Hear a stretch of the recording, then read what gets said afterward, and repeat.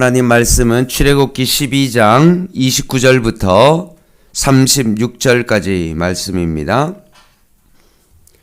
출애굽기 12장 29절부터 36절까지 말씀 한 절씩 교독하겠습니다. 출애굽기 12장 29절입니다. 밤중에 여호와께서 애굽 땅에서 모든 처음 난 것 곧 왕 위에 앉은 바로의 장자로부터 옥에 갇힌 사람의 장자까지와 가축의 처음 난 것을 다 치심에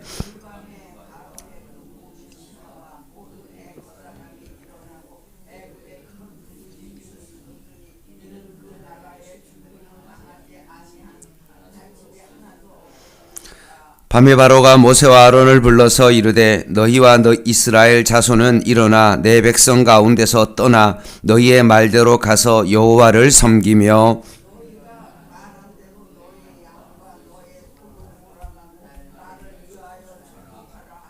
애굽 사람들은 말하기를 우리가 다 죽은 자가 되도다 하고 그 백성을 재촉하여 그 땅에서 속히 내보내려 하므로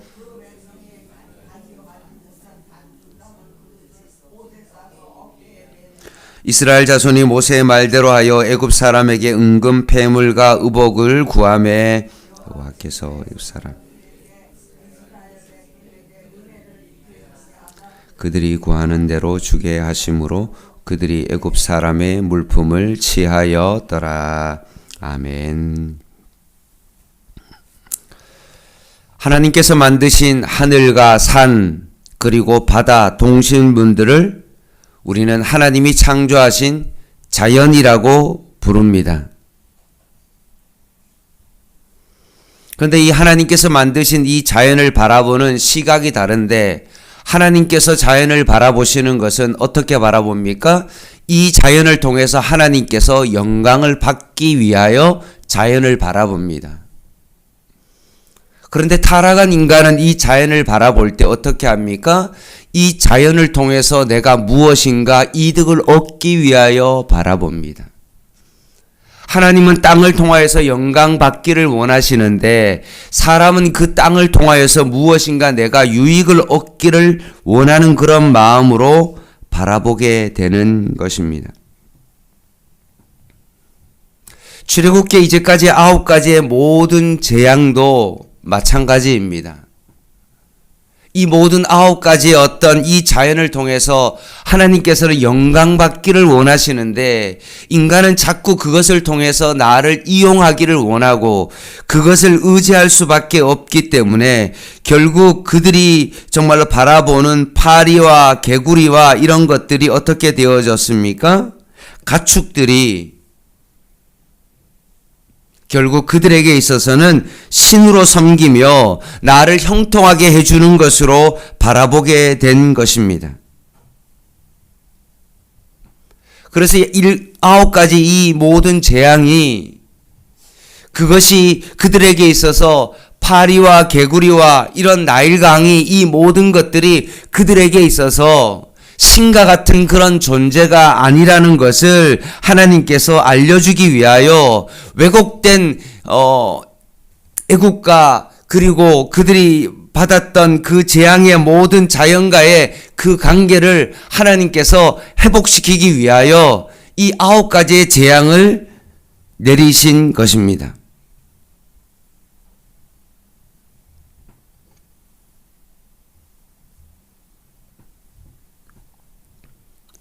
이 자연이 인간을 공격함으로 말미암아 자연은 인간의 생명 유지를 위한 어떤 그런 것을 존재하는 것이 아니라 하나님의 영광을 위해서 만들어졌음을 이 9가지 재앙을 통하여서 그들에게 가르쳐 주신 것입니다.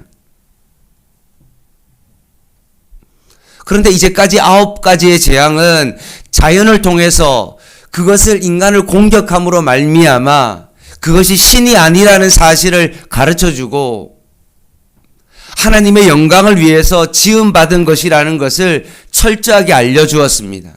그런데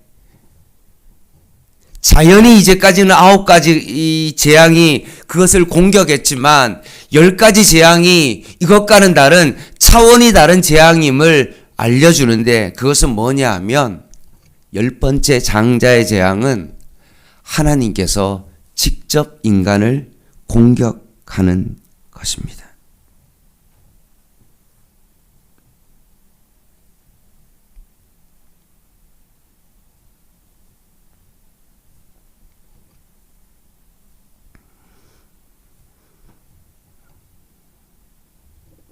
하나님의 직접 나타나신 심판임을 이 10번째 재앙이 알려주고 있는 것입니다.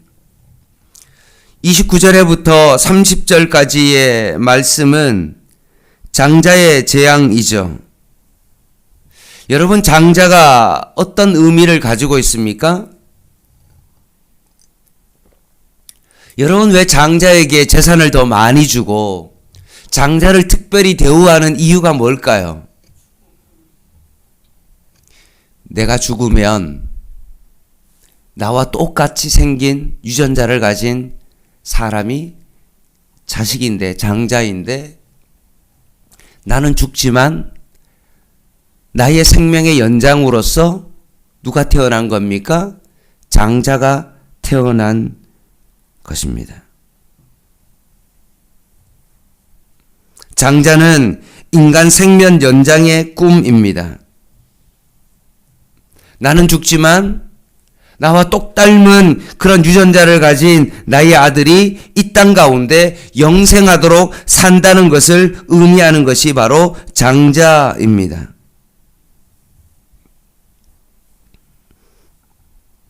결국 이 장자는 영생을 향한 의지입니다. 선악과를 먹고 하나님처럼 되고 싶어하는 인간의 욕망을 공격하는 것입니다. 애굽에서 살던 육으로 낳은 모든 장자들은 인간이건 가축이건 죽어야 됩니다. 장자를 통해서 육에서 육으로 전달되어지는 생명 연장의 모든 그 꿈을 결국 하나님께서 이 장자의 심판을 통하여서 결국 그것은 죽음뿐이라는 것을 그들에게 확실히 알려주시는 것입니다. 이게 애굽의 장자의 심판입니다. 그러나 또 다른 하나의 노선이 있는데 그것이 뭡니까? 그것은 어린 양의 피를 바른 그곳은 그 재앙이 넘어간다는 것입니다. 하나님의 언약으로 낳은 자녀들은 결국 하나님의 그 심판에서 열애가 된다는 것을 보여주는 것이 바로 이 장자의 재앙입니다.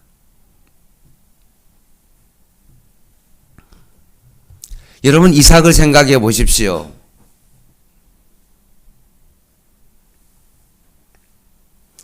하나님께서 창세기 12장에 아브라함에게 자녀를 주시겠다고 약속했습니다. 그런데 20년이 넘도록 아브라함에게는 자식이 없습니다. 완전 아브라함과 사라의 그 육이 죽을 때까지 하나님께서 기다립니다. 아브라함이 99세가 되고 사라의 태가 완전히 닫혔을 때 아브라함의 믿음이 모조리 사라지고 사라는 하나님의 약속을 비웃는 지경에 갔을 때 어떤 일이 벌어집니까? 언약의 아들 이삭을 갖게 하십니다. 이유가 뭘까요? 이 이삭은 인간의 힘으로 태어난 자식이 아니다. 오직 하나님의 은혜로 태어난 자이다라는 것을 말씀하고 있는 것입니다.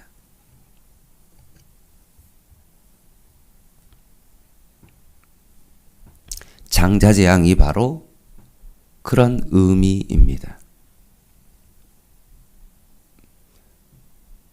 하나님께서 직접 나타나셔서 애굽의 모든 장자를 죽이면서 뭔가 생명 연장의 꿈을 가지고 있는 그 모든 것들을 하나님께서 짓밟으시고 이스라엘 백성이 아무것도 한 것이 없는데도 불구하고 하나님의 은혜로 그들의 생명을 연장시키시고 그들을 살려주시는 것, 이것이 바로 진정한 장자 재앙의 의미입니다.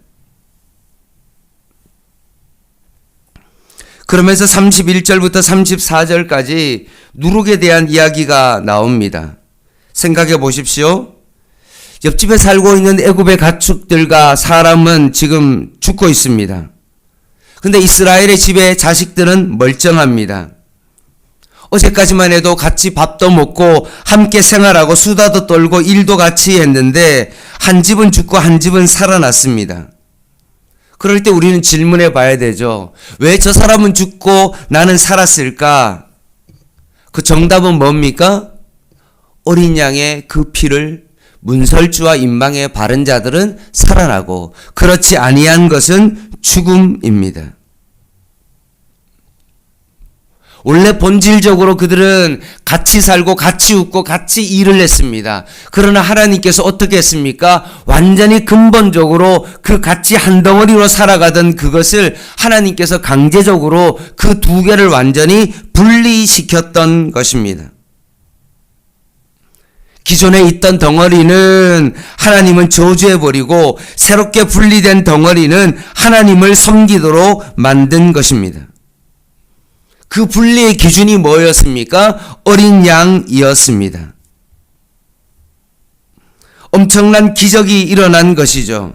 이제 출애굽 상황이 되었습니다. 얼마나 급박했는지 누룩으로 빵을 부풀릴 시간도 없었습니다. 그래서 34절 말씀에 보면 발교되지 못한 반죽이다 라고 되어 있습니다. 누룩으로 빵을 부풀게 해야만이 성령도 잘 되고 맛도 좋은데 그만큼 출애굽은 서둘러서 나갈 수밖에 없었던 그런 상황 가운데 있었다는 것입니다.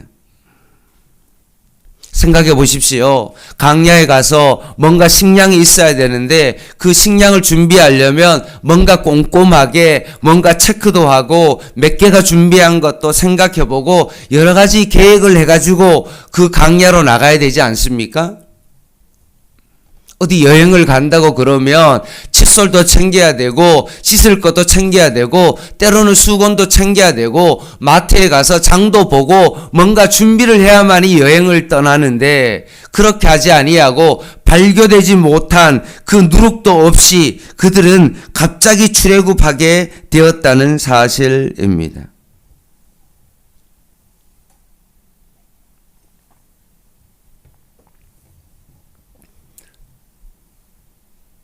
발교되지 못한 채로 급하게 나가는 겁니다.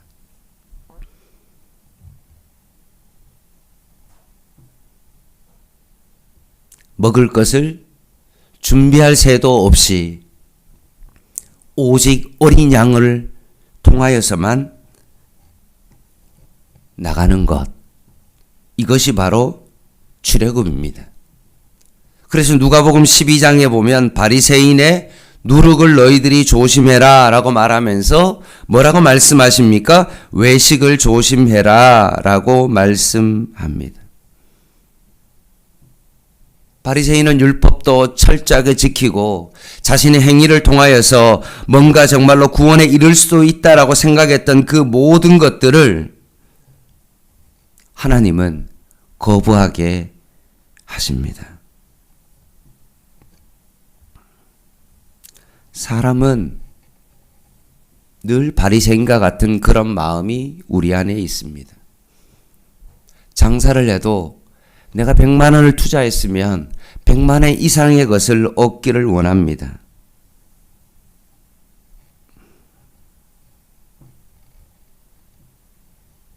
무엇인가 인간은 거기에 상응하는 것을 돌려받아야 된다라고 그렇게 생각합니다.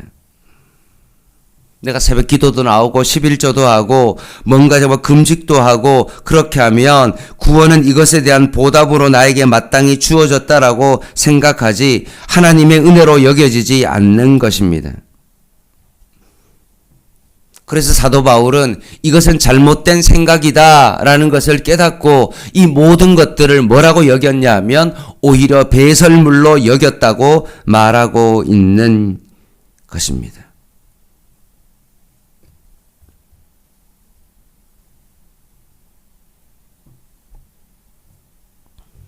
나의 선한 모든 행위를 배설물로 여기고 나의 구원은 오직 하나님의 은혜로 어린 양으로 이루어졌다는 그 사실을 깨닫게 된 것입니다. 그러면서 35절에부터 36절 두 절의 말씀은 전리품입니다. 지금 이스라엘 백성이 애국 백성의 은근 패물과 의복을 취했다라고 36절 마지막 절에 되어 있고 거기에 각 주에는 뭐라고 되어 있냐면 약탈이다라고 되어 있습니다. 그래서 많은 학자들이 이것에 대해서 좀 의문을 품고 있고 왈가불가합니다. 많은 논쟁이 있습니다. 그런데 이거는 당연한 거죠. 왜냐하면 그 당시에 고대 근동에서의 전쟁은 신들의 전쟁이죠. 애굽의 신과 하나님께서 전쟁을 내서 결국 하나님께서 이겼기 때문에 그 전리품을 챙기는 것은 당연한 것입니다. 그리고 본문에 보면 이 전리품을 준 것은 이스라엘 백성이 뭔가 그것을 가져왔다기보다는 애굽 사람들이 직접 그냥 자신들의 손으로 순수하게 그 전리품을 챙겨 주었기 때문에 그렇습니다.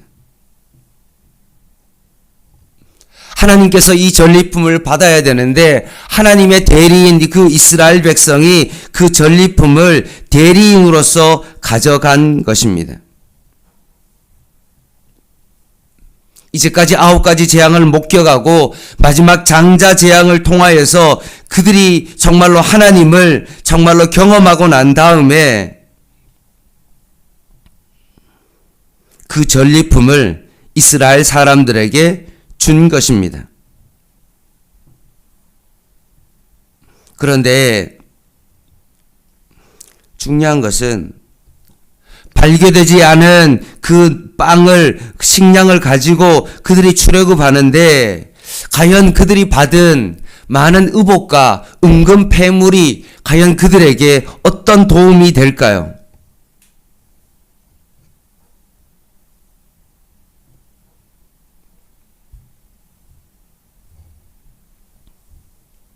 생각해 보십시오. 좀 거추장스럽지 않을까요? 광야에서 은금 폐물을 그 떼약볕에서 그것을 들고 다니고 보관해야 된다라고 생각하면 그것은 참으로 어려운 일일 것입니다. 하나님의 대리인으로서 은금 폐물을 애굽 사람이 줬기 때문에 그것이 내가 잘나서 받은 것이 아니라 하나님이 받아야 되는데 내가 대신 그것을 받은 대리인인데 자꾸 은금 폐물을 가지고 다니면서 뭔가 이렇게 강야 생활하면서 그들은 어떤 생각을 했을까요? 아, 이것은 내 거다 라고 생각한 거죠. 그래서 나중에 그들이 강야 생활하다가 그 은금 폐물을 가지고 뭘 냈습니까? 금송아지 신상을 만들어서 섬기게 된 것입니다. 출애굽의 영광의 전리품이 결국은 나의 것이 되어버린 그 상태가 바로 우상 숭배입니다.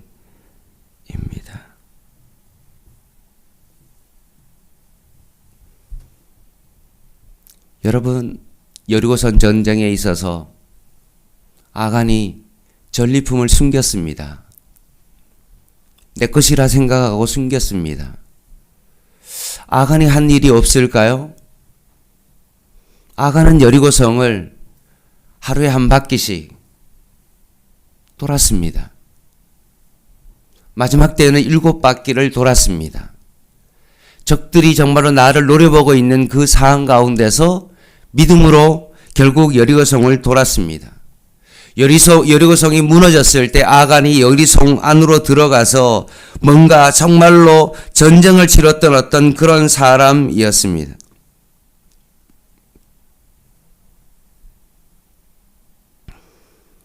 이만큼 전쟁에도 참여했으니까 아간 생각이 이 정도는 내가 가져도 되지 않을까라는 그런 생각을 하는 것이 잘못된 것입니까? 혹시나 아간이 가지고 있는 그런 생각이 내가 가지고 있는 그런 생각과 똑같은 그런 생각일 수 있다는 것입니다.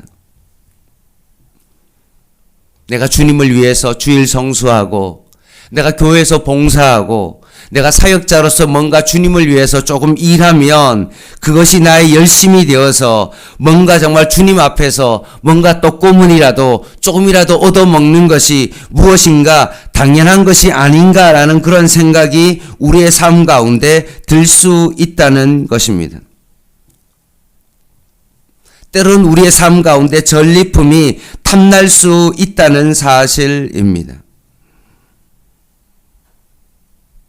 그런데 오늘 이 출애굽의 10가지 재앙을 통하여서 하나님께서 우리에게 말씀하시는 것은 단 하나입니다. 출애굽은 너희들이 한 것이 아무것도 없다. 오직 출애굽의 근거는 어린 양의 피밖에 없다라는 사실을 정말 이스라엘 백성에게 귀에 못이 박히도록 그들에게 철저하게 이것을 이 장자 재앙을 통하여서 그들에게 알려주고 있는 것입니다. 오늘 이 아침에 이 새벽에 정말로 피곤한 몸을 이끌고 이 새벽에 주님 전에 나와서 우리가 깨달은 것이 무엇입니까?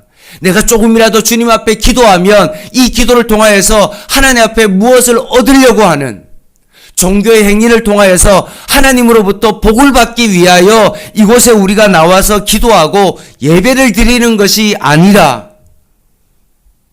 오늘도 이 아침에 나의 구원은 내가 여기까지 온 것은 오직 하나님의 은혜로 되었다는 사실을 다시 한번 깊이 깨닫는 것입니다.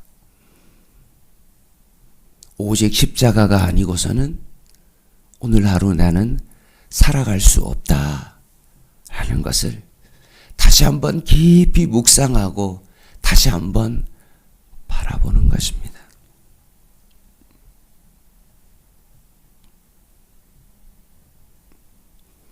오늘도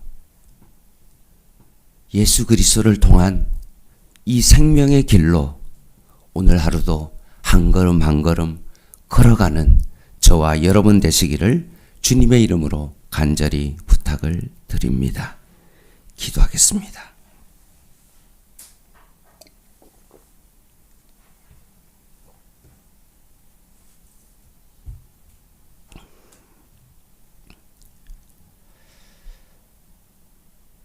하나님 아버지, 오늘도 스물스물 나의 공로와 나의 노력의 드러나고 있는 이 시점 가운데 이 출애굽을 통하여서 이 모든 것은 하나님이 하셨으며 어린 양의 그 피로 말미암아 출애굽되었다는 그 사실을 다시 한번 기억하고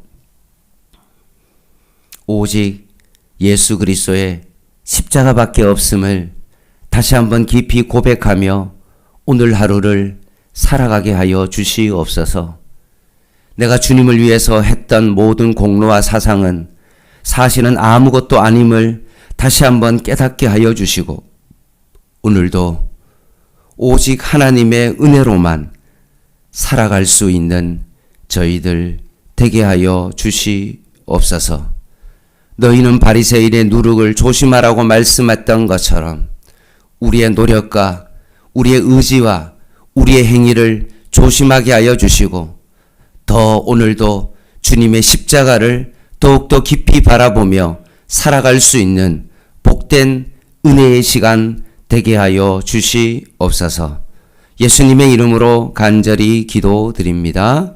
아멘.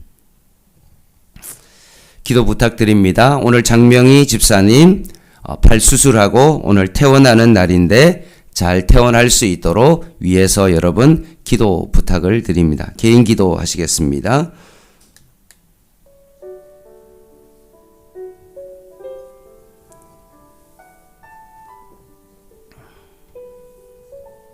하나님, 내가 주님을 위해서 열심을 내지만 이 열심이 어느덧 나의 의가 되고 내 자신을 높이는 그 위치에까지 가게 되었음을 고백합니다. 내가 주님을 위해서 애쓴다고 말하면서 주님을 위해서 정말로 사역을 하고 주님의 영광을 위하여 이 일을 감당한다라고 그렇게 살아왔지만 어느새 내 안에 바리새인과 같은 삶이 있고 그 공로가 나의 의가 되어지는 그런 삶을 살아가고 있음을 다시 한번 이 출애굽을 통하여서 깨닫게 하여 주시고 내 안의 모든 우상들을 오늘 이 아침에 온전히 내려놓게 하여 주시옵소서.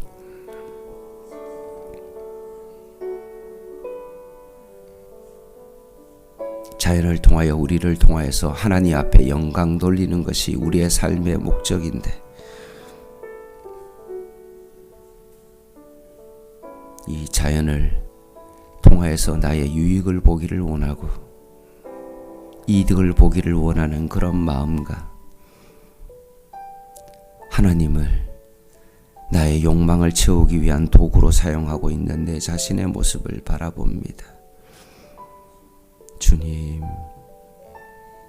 오직 출애굽의 근거는 어린 양임을 기억하게 하여 주시옵소서. 오직 예수 그리스도밖에 없음을 고백하게 하여 주시옵소서. 오늘도 이 아침에 십자가만을 바라보게 하여 주시옵소서. 예수 그리스도만을 바라보게 하여 주시옵소서.